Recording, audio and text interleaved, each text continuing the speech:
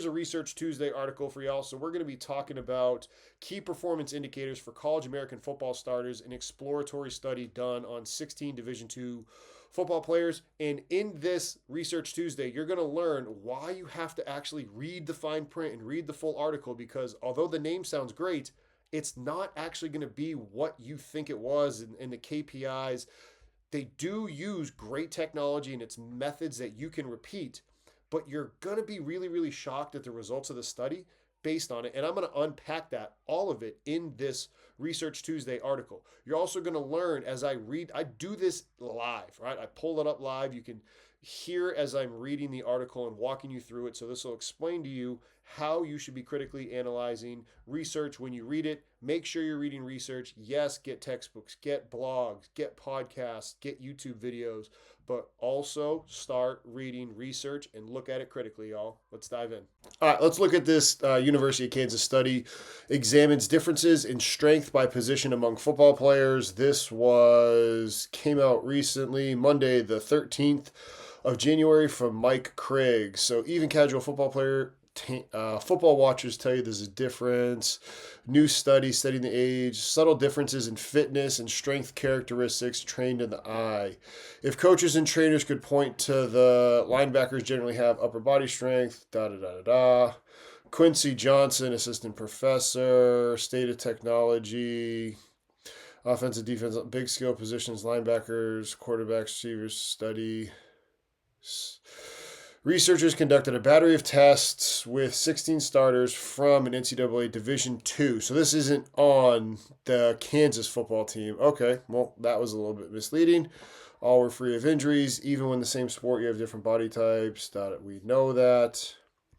Players A. Those look like Hawken force plates to me, folks. Players separate offensive, defensive group, tested on body composition, further technology, hypothesized research. As hypothesized, the researchers found significant differences in body composition, with linemen having more body mass than the latter jumped higher, exhibiting different characteristics. Movement capacity did not, however, prove to have significant differences by positions. Coach, they showing different body compositions. What? This doesn't say anything. This study was published in the Journal of Functional Morphology and Kinesiology. The author, future work will examine. It was part of the work. Hold on. So the Journal of Functional Morphology and Kinesiology. Let's go to that. Key performance in Kansas Jayhawk. So they used that, but okay. So let's download this article. Download the PDF. So now we have the PDF. I'll download with a cover. Sure. Capacita 3 SKA 5. Submit. So here's the article. 12 pages long. Purpose profile. These selected as well as strength power. 16 NCAA volunteered. Done test. Line, big skill, priority, fine. Body composition.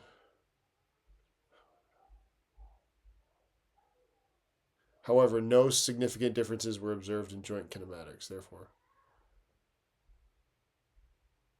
This is why you got to read research, y'all. Like, shout out to you for actually getting this research study done during football season. Joint kinematics, for instance, functional movement screen and Y balance tests.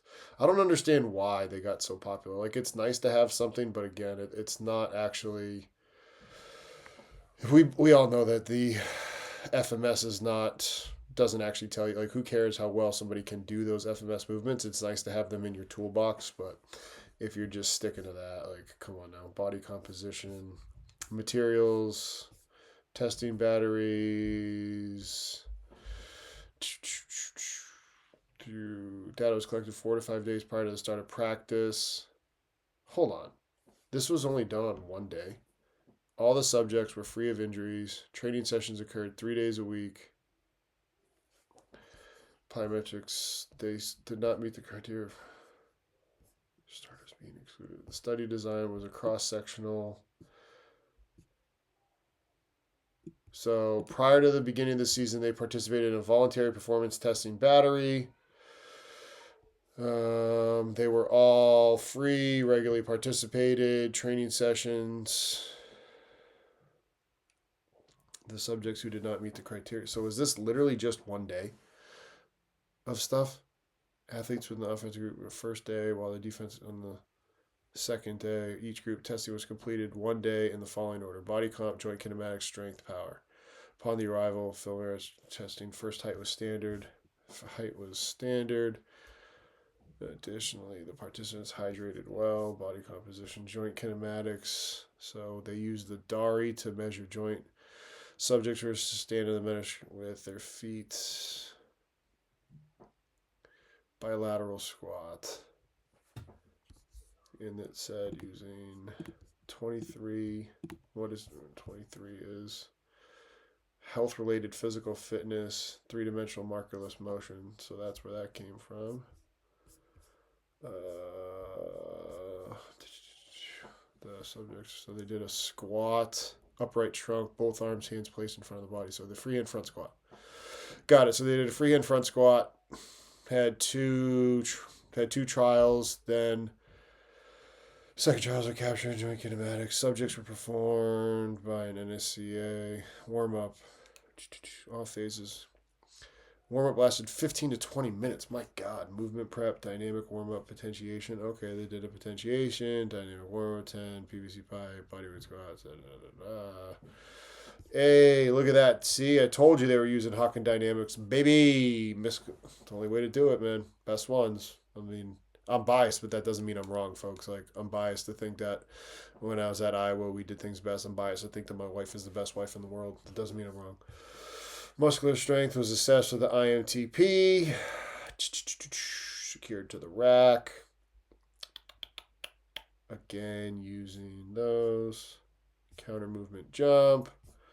Muscular power. Statistical analysis. So again, yeah, this was literally just done based on one. Like, again, I'm glad that they got this done, but this was literally just, one thing. Here you go. Conclusions. Results, investigation.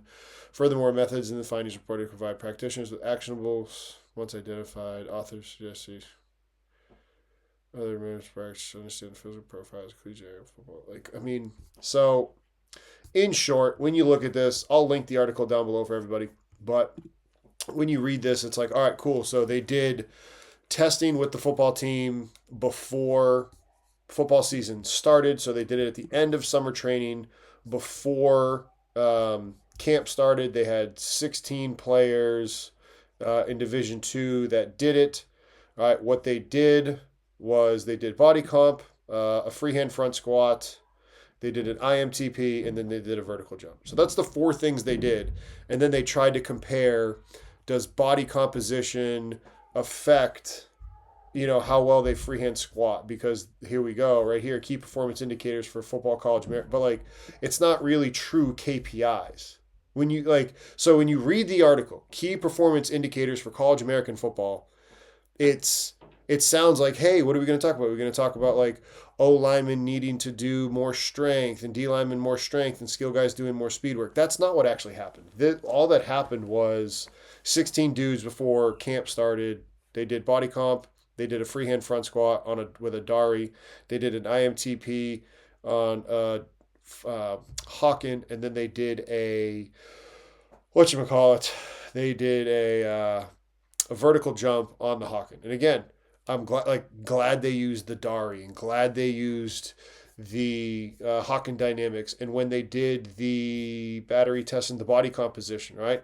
So what they did was they used standard height, and then they did body fat with an in-body. And in-bodies are awesome. So they used the right things and they did everything with the right procedure. But to me, it's hard to say that these are actually real KPIs. Like, sure, body composition and body, like, that's cool, but they didn't dive into more of it. And so this is why you have to actually read research, y'all. You cannot just blindly be like, oh yeah, this is going to be great. Like, no, you need to read the research. You need to understand what they did, and then you need to think about how you can apply it for yourself. Because yes, further research does need to be done on this, and you could talk about what are other KPIs for different positions, if it's more speed based for skill players, more strength based for inside the box. But it's interesting that they would even do this study, because it's like, why would we think that just because they're linemen that they can't squat and freehand front squat as well as skill players? So interesting study. Thank you to Coach Quincy Johnson for doing this and publishing this. So let me know if there's another article you want me to review. Later. Thanks for watching that video. If you enjoyed it, click right here for videos just like that, and make sure you click here to subscribe to our channel. Have a great rest of your day.